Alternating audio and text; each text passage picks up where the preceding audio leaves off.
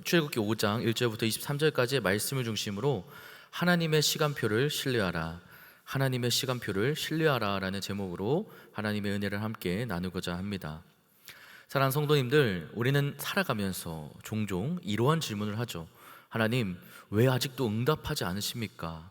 하나님, 왜 기도했는데 오히려 기도하기 전보다 기도한 그 이후의 상황이 더 어려워졌습니까? 왜 하나님께 순종했는데 왜 일이 더 꼬이는 것만 같아 보입니까? 이런 질문을 우리는 하나님 앞에 하게 됩니다. 아마 예수님을 믿고 따르는 그리스도인이라면 아마 한 번쯤은 이런 경험을 하셨을 것입니다. 건강을 위해서 기도했는데 병이 쉽게 낫지 않고, 자녀를 위해서 눈물로써 기도했는데 오히려 더 걱정과 염려가 가득한 일들이 생기기도 합니다. 그리고 직장에 문제를 놓고 기도를 했는데 상황은 이전보다 더욱더 복잡해지고, 신앙생활을 바로 세우려고 내가 믿음의 결단을 했음에도 불구하고 내 삶에 예상치 못한 어려움이 찾아오기도 합니다. 우리는 이러한 때에 자연스럽게 생각을 하죠. 내가 기도를 혹시 잘못했나? 하나님께서 나를 잊으신 것은 아닐까? 정말 하나님께서 일하고 계신 것이 맞을까? 여러분, 그런데 성경을 자세하게 보면 하나님의 가장 큰 역사는 언제나 기다림이라는 시간을 통해서 이루어졌다라는 것입니다. 아브라함은 하나님께서 아들을 약속하셨지만 그 약속이 이루어지기까지 무려 25년을 기다려야 했습니다. 요셉도 하나님께 큰 꿈은 받았지만 그 꿈이 이루어지기 전에는 노예 생활과 감옥 생활을 거쳐야 했죠. 다윗도 사무엘에게 왕으로서 기름 부음을 받았지만 실제로 왕으로서 살아갈 그 순간까지 굉장한 시간, 오랜 도망자의 삶을 살아야 했습니다.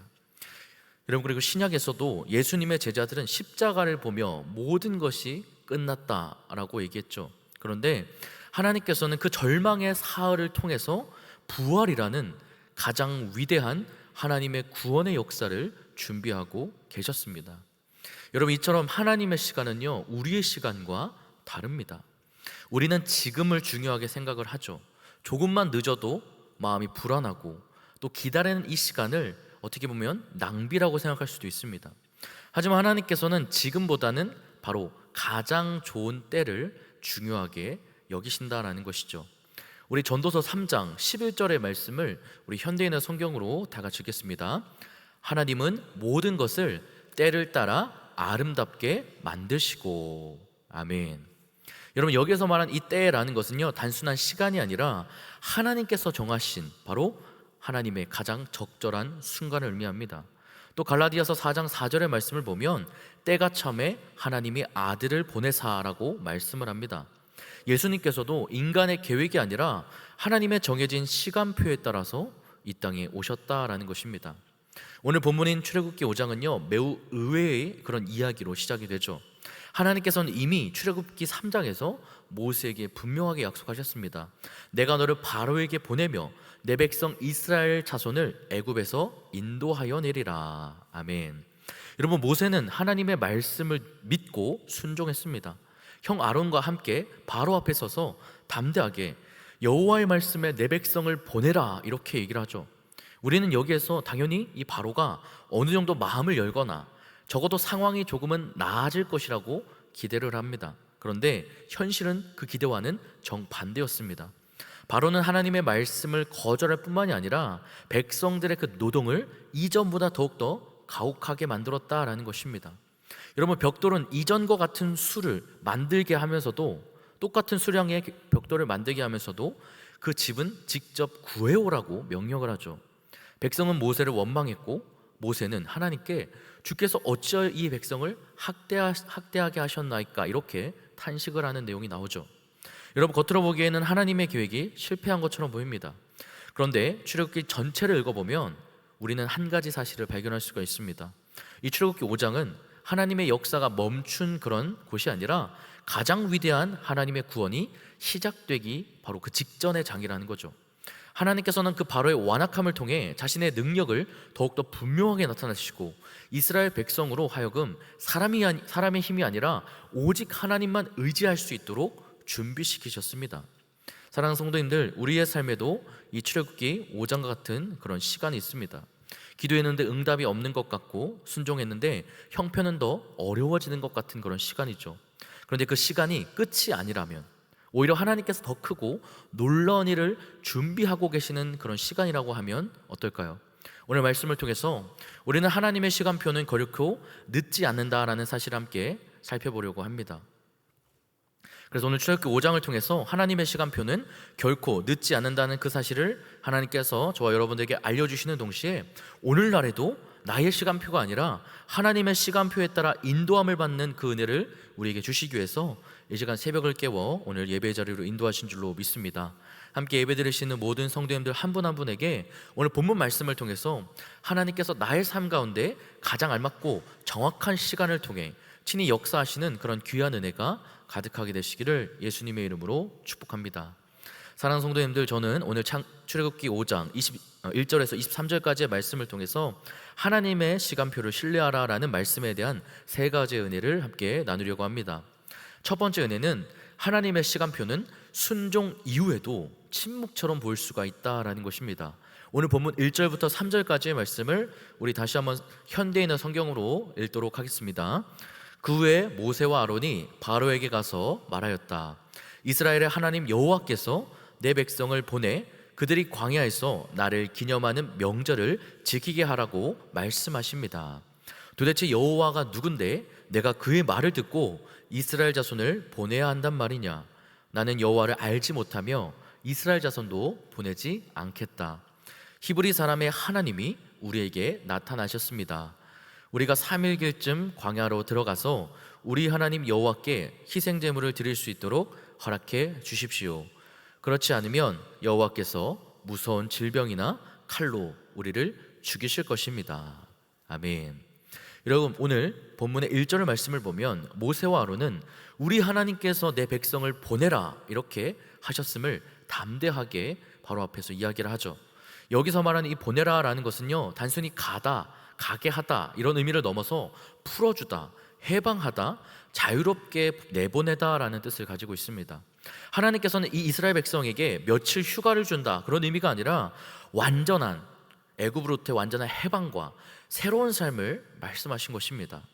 또 하나님께서는 1절 말씀에서 이스라엘을 내 백성이라고 말씀하십니다.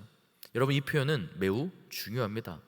이스라엘은 지금 애굽의 노예처럼 살고 있었지만 하나님은 그들을 여전히 내 백성이라고 하시죠. 노예라고 부르지 않으십니다. 세상은 그들을 노예라고 불렀지만 하나님은 그들을 언약의 백성이라고 부르셨습니다. 여러분, 오늘 우리도 마찬가지죠. 세상은 실패한 사람, 부족한 사람이라고 우리에게 이야기할 수 있지만 하나님은 우리를 내 자녀, 내 백성이라고 나를 불러주십니다. 하나님의 시선은 현재의 형편보다는 바로 나를 향한 하나님의 언약을 먼저 향하신다라는 것입니다. 여러분, 이것이 하나님의 시간표의 바로 출발점입니다. 그런데 오늘 2절의 말씀을 보면 놀랍게도 바로는 여호와가 누구이기에 내가 그의 목소리를 듣고 이스라엘을 보내겠느냐라며 즉시 거절을 합니다.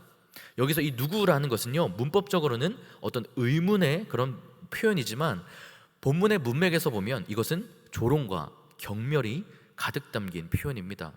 다시 말하면 여호와가 도대체 누구인데 내가 그의 말을 들어야 하느냐, 이런 의미입니다. 또한 2절의 말씀에 이 듣다라는 것은요, 단순히 소리를 듣는 것이 아니라 듣고 순종하다라는 의미입니다. 한마디로 이 바로는요, 나는 여호와께 순종하지 않겠다 이렇게 공개적으로 이야기하고 있는 것입니다. 여기서 우리는 중요한 사실을 발견할 수가 있습니다. 하나님의 말씀을 전했다라고 해서 모든 사람이 즉시 받아들인다라는 것은 아니다라는 거죠. 순종했다고 해서요, 모든 문제가 곧바로 해결되는 것도 아니다라는 겁니다.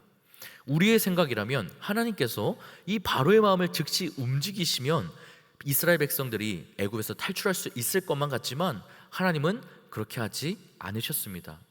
왜 그렇습니까? 바로 바로의 교만을 통해 하나님의 영광을 더욱더 크게 나타내기 위해서입니다. 사실 하나님께서는 이미 모세에게 애굽 왕은 강한 손으로 치기 전에는 결코 이스라엘 백성들을 보내지 않을 것이라고 미리 말씀해 주셨죠. 또 하나님께서는 이 바로의 마음을 완악하게 할 것이라고 말씀을 하시면서 이미 이 바로가 거절할 것도 알고 말씀해 주셨습니다. 다시 말해 출애굽기 5장은 하나님의 계획이 틀어진 것이 아니라 하나님의 계획이 바로 하나님의 예정대로 진행이 되는 과정이었다라는 것입니다.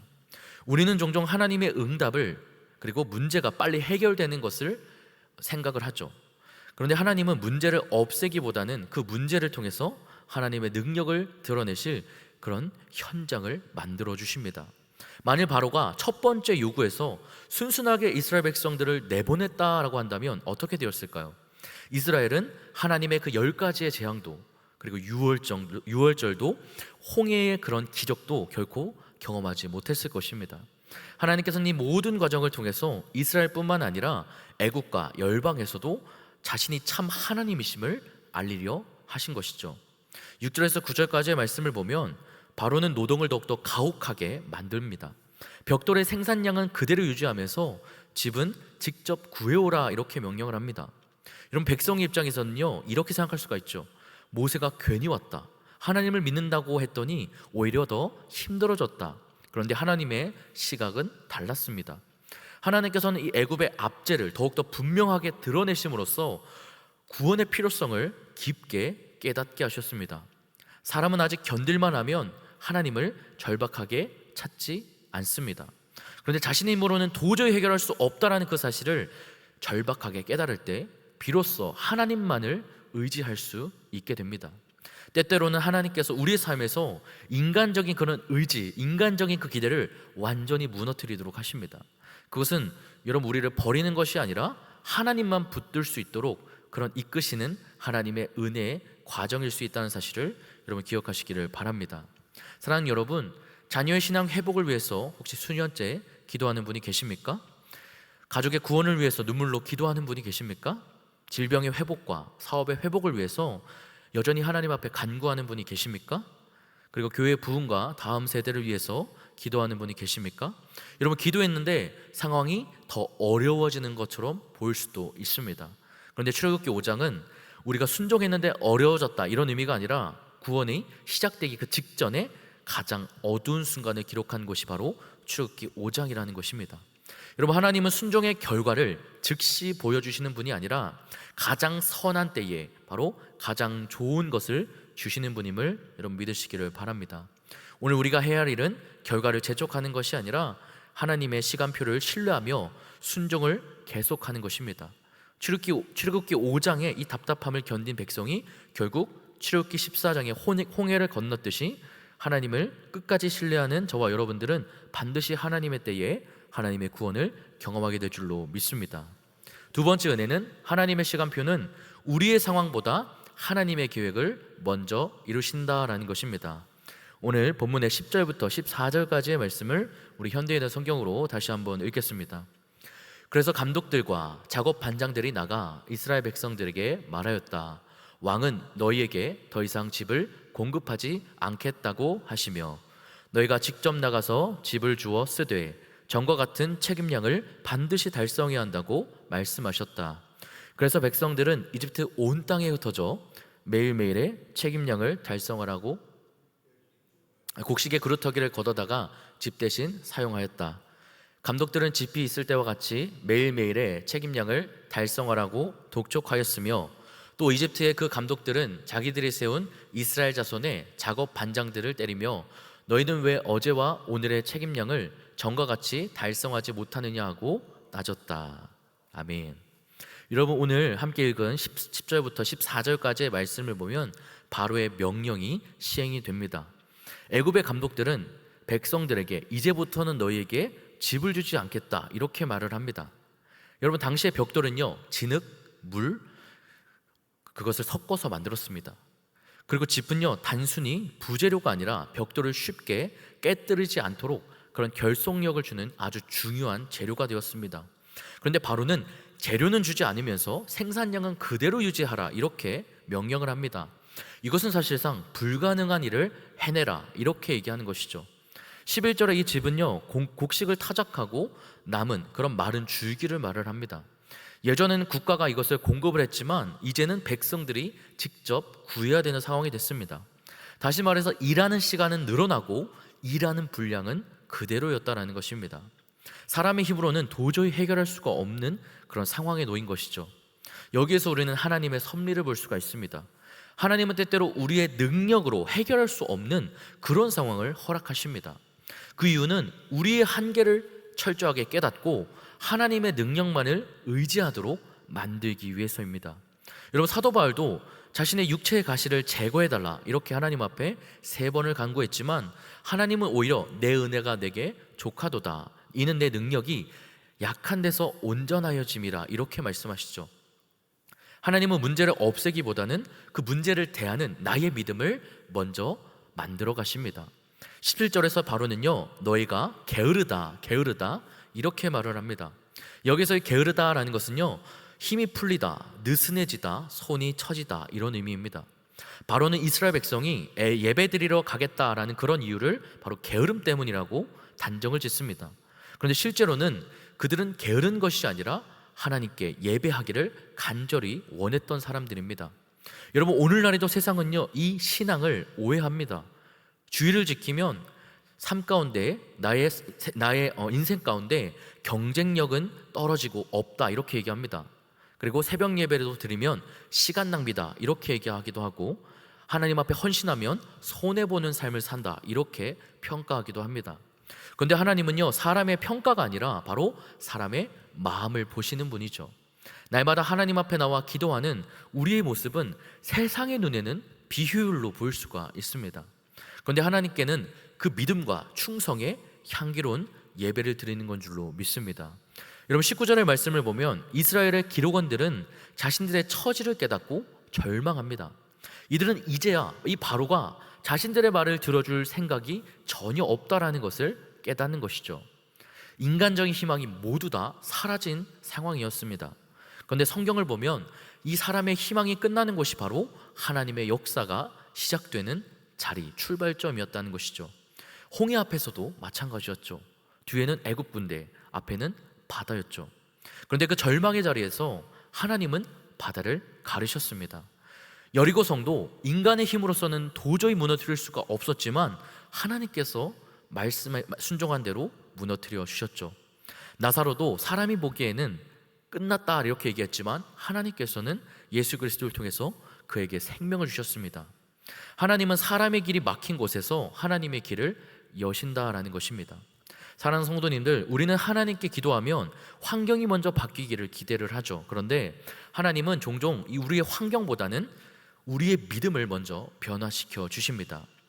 우리가 자녀 문제를 위해서 기도할 때도 하나님은 자녀만 변화시켜 주시는 것이 아니라 바로 그 부모의 믿음을 더 깊게 만들어 주신다라는 것입니다.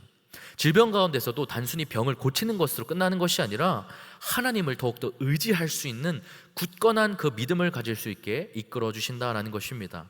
사업의 어려움에서도 우리의 형편만을 회복시켜 주시는 것이 아니라 하나님께서 진정한 내 삶의, 내 사업체의 공급자이심을 친히 깨닫고 배우게 하신다라는 것입니다. 출애굽기 5장은 문제가 해결되지 않은 장이었지만 하나님의 계획은 한치의 오차도 없이 진행이 되고 있음을 우리에게 보여줍니다. 그렇기에 지금의 우리의 상황이 우리의 기대와 다르다라고 해서 우리는 하나님의 계획이 결코 멈추었다라고 생각해서는 안 됩니다. 오히려 하나님께서는 보이지 않는 곳에서 가장 선한 하나님의 일들을 하고 계신다라는 것입니다. 여러분, 하나님의 시간표는 언제나 우리의 상황보다 하나님의 구원 계획을 먼저 이루시고 그 과정 속에서 우리의 믿음을 더욱더 성숙하게 만드신다라는 사실을 여러분 꼭 기억하시기를 바랍니다. 마지막 3번째 은혜는 하나님의 시간표는 우리의 탄식까지도 하나님의 구원의 과정으로 사용하신다라는 것입니다. 오늘 본문 22절부터 23절까지의 말씀을 우리 현대인의 성경으로 다시 한번 읽겠습니다. 그러나 모세는 여호와께 다시 돌아가서 이렇게 부르짖었다. 여호와여, 어째서 이 백성에게 이런 어려움을 주셨습니까? 무엇 때문에 나를 보내셨습니까? 내가 바로에게 가서 주의 이름으로 말한 그때부터 그가 더욱 이 백성을 학대하는데도 주께서는 주의 백성을 전혀 구해주지 않으셨습니다. 아멘. 여러분, 본문의 마지막 장면은요, 매우 의외의 모습으로 끝이 나고 있죠. 바로 이스라엘 백성이 당신들 때문에 우리가 바로의 눈에 미운 것이 되었다 이렇게 얘기를 하며 모세를 원망하는 장면이 나옵니다. 여러분, 모세는 백성들에게 변명을 하지 않습니다. 또한 바로에게 다시 찾아가서 항의하지도 않습니다. 대신에 바로 이 모세는 하나님께 나아갑니다. 비록 그의 기도에는요, 믿음보다 답답함과 탄식함이 가득 담겨 있었지만 그는 문제를 하나님 앞으로 가지고 갔다라는 것입니다. 여러분, 이것이 바로 믿음의 사람과 믿음이 없는 사람의 가장 큰 차이가 됩니다. 믿음의 사람도 여러분 낙심할 수가 있습니다. 그런데 낙심 속에서도 하나님을 떠나지 않고 하나님께 나아갑니다. 22절의 말씀을 보면 모세가 여호와께 돌아와 아뢰되 이렇게 말씀하죠. 여기서 이 돌아오다라는 것은요, 단순히 방향을 바꾸는 것이 아니라 돌아오다, 회복하다, 다시 향하다, 이런 의미를 가지고 있습니다. 여러분, 성경에서 회개를 표현할 때도 자주 사용되는 단어입니다. 여기서 중요한 것은 이 모세가 사람에게 가지 않고 하나님께 돌아왔다라는 사실입니다. 사랑하는 성도님들, 우리도 어려움을 만나면 사람에게 하소연하기가 쉽죠. 환경을 원망하기도 쉽습니다. 그런데 믿음의 사람은요, 결국은 사람이 아닌 하나님 앞으로 돌아옵니다. 기도는요, 모든 문제가 해결된 사람만 하는 것이 아닙니다. 기도는 내가 답을 모를지라도 하나님께 나오는 사람의 특별한 권한인 것입니다. 모세는 하나님께 이렇게 묻습니다. 주께서 어찌하여 이 백성이 학대를 당하게 하셨나이까? 여기서 말하는 이 어찌하여라는 것은요, 성경에서 굉장히 자주 등장하는 탄식의 질문입니다. 다윗도 시편 13편 1절에서 여호와여 어느 때까지나이까 이렇게 외쳤습니다. 예레미야도 예레미야 12장 1절에서 악인의 길은 왜 형통합니까? 이렇게 질문하죠.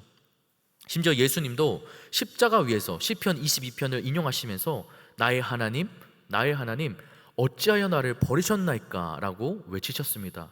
물론 예수님의 외침은요, 절망의 표현이 아니라 시편 22편 전체를 성취하시는 하나님의 구속사적인 선언이었지만 동시에 깊은 고난 가운데 하나님 앞에 드려진 탄식이기도 했습니다.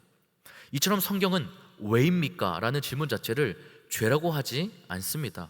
문제는 질문을 누구에게 하느냐라는 것이죠.